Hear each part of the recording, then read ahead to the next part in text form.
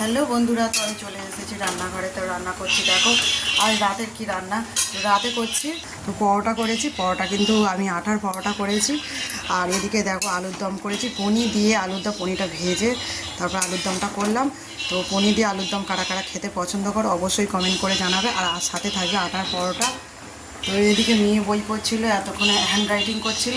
এখন রাত 10টা বেজে গেছে বন্ধুরা। তো এবার খাওয়া দাওয়া হবে, চলো।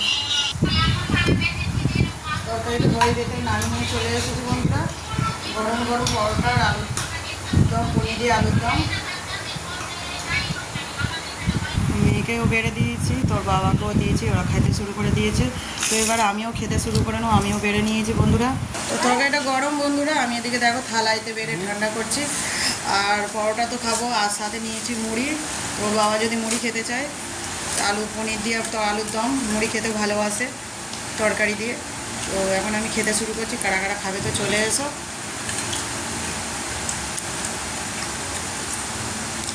দারুণ খেতে হয়েছে বন্ধুরা। আর পনির, আমার তো পনির খেতে খুবই সুন্দর লাগে খেতে।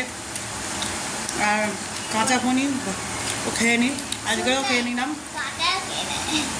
কাঁচাও খাই, মেয়ে বলছে কাঁচাও খায়, তো আমি একটু কাঁচা পনির খেতে অসাধারণ। যারা খায় না তাদেরকে খেতে বলি একবার পনির খাওয়া খেতে শিখলে আর অন্য কিছু খেতে চাইবে না।